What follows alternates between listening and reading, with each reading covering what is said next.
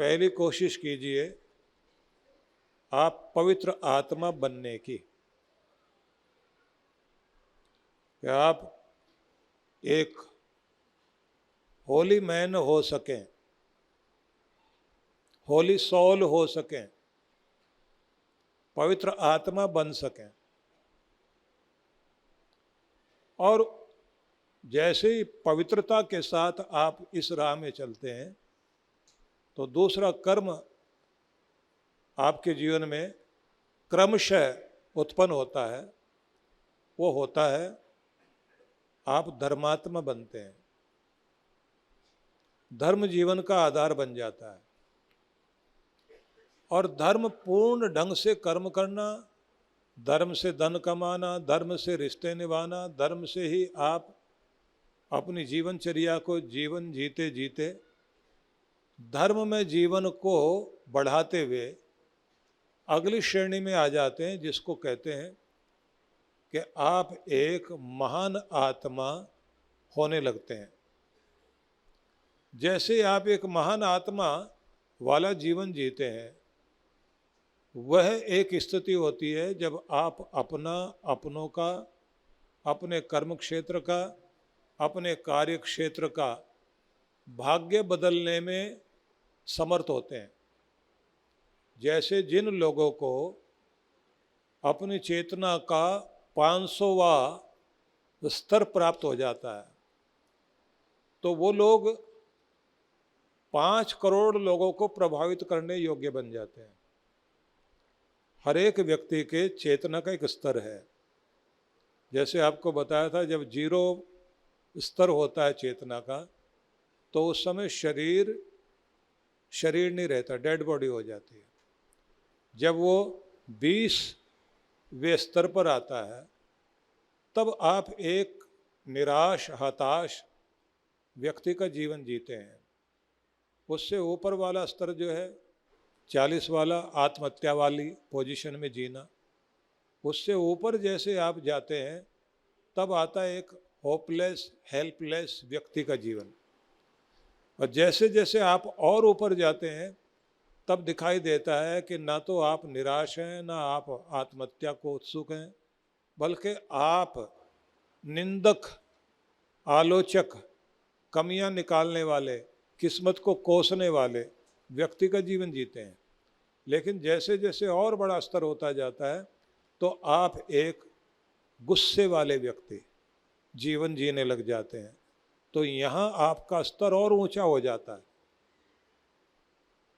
गुस्से वाले हैं, आत्महत्या वाले नहीं हैं, डेड बॉडी वाले नहीं हैं। फिर आपका और स्तर ऊंचा होता है, अहंकारी बनकर जीते हैं। अब अहंकार भी तो तभी करेगा जब कोई गुण होता है आदमी में, अकड़ेगा भी तो किसी कारण से ना। और ऊंचा उठेगा आदमी, तब शांति और संतुलन का जीवन शुरू होता है, जहां आप बैलेंस बनाते हैं। जहां आप बैलेंस बनाना शुरू कर देते हैं, तो वहां से फिर स्तर चेतना का और ऊपर आता है। जैसे ही ऊपर स्तर आने लग जाते हैं, तब आप दूसरों के दोष नहीं, अपने खोट दूर करने में लग जाते हैं। उससे भी ऊंचा स्तर वो आ जाता है जब आपकी जिंदगी में शांति प्रवेश करती है, अपने मौन में स्थिर होकर बैठते हैं, और जहाँ जाएं आप हर एक जगह से कुछ सीखने की चेष्टा करते हैं। हर एक आदमी के दिव्य गुण की, उसकी अच्छाई की प्रशंसा करते हैं। वहाँ से और ऊपर उठ जाएं तो तब आपका जीवन ऐसा होता है जिससे दूसरे प्रेरित होते हैं, और फिर कोई एक दिव्य आत्मा बनता है, जिसको बोलते हैं, एक तो हो गया पवित्र आत्मा, एक हो गया धर्मात्मा, एक हो गया महान आत्मा, फिर एक हो गया जिसे आप कहेंगे देवात्मा, देवताओं जैसी जिसकी आत्मा है, जो दुनिया में देने के लिए पैदा हुआ। ऐसे जो लोग हैं वो समाज को बहुत दूर तक प्रभावित करते हैं। और ऐसे लोगों में एक बड़ा गुण होता है। जैसे आप लोग देखते हैं, मार्टिन लूथर किंग थे, उन्होंने अपने देश में एक बहुत बड़ा भेदभाव देखा। भेदभाव था, जैसे इधर भारत में जाति प्रथा है, विदेशों में एक भेद था काले गोरे का। ब्लैक एंड वाइट वाली समस्या बहुत बड़ी थी, इतनी कि काले लोगों को जीने का हक नहीं है, वो गुलाम हैं, वो गुलामी करने के लिए पैदा हुए। तो मार्टिन लूथर किंग ने, बाद में मार्टिन लूथर जूनियर ने एक बहुत बड़ी क्रांति पैदा की, और उनका एक भाषण था, मेरा एक सपना है, जिसको आप लोगों ने सुना है ना, कि जब ओबामा साहब जो है वो अमेरिका के राष्ट्रपति बने तो उन्होंने उनका फोटो लगा करके कहा मेरा एक सपना है। उन्होंने भी वही भाषण दिया था। अब उस भाषण में मार्टिन लूथर किंग जूनियर वो क्या कहता है, मेरा एक सपना है कि इस दुनिया में काले गोरे का, बड़े छोटे का भेद खत्म हो जाए, अत्याचार करने वाला, अत्याचार सहने वाला हमारे बीच में कोई नहीं हो, प्रेम बांटने वाले लोग हों, हम बाहर के रंग को नहीं, हृदय के प्रेम को समझने वाले बने, हमारी सबकी आत्माएं प्रेम और पवित्रता से भर जाएं, हम आने वाली दुनिया को एक बेहतरीन समाज में बदल सकें। मेरा सपना है कि मैं उसको देखूं। ये वो बोल रहे थे। और उसके बाद में पूरी दुनिया भर में एक प्रभाव फैला, कानून बना, समाज में परिवर्तन आया। तो समाज में परिवर्तन कौन लोग लाते हैं? जिनकी आत्मा महान आत्मा बन जाती है। इसलिए पहले आप होली सोल बनना होगा, पवित्र आत्मा बनना होगा। धर्मात्मा उसके बाद की स्थिति है, फिर उसके बाद की स्थिति है महान आत्मा, फिर अगली स्थिति है देवात्मा, और फिर लोग देख करके कहते हैं देवता है ये।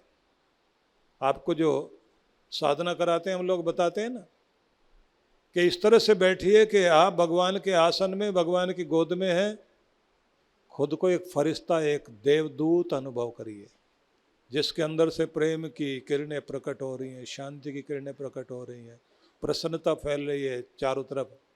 जो अपने अहंकार में नहीं है, परमात्मा की गोद में बैठकर मैं को छोड़कर केवल उसको याद करता है।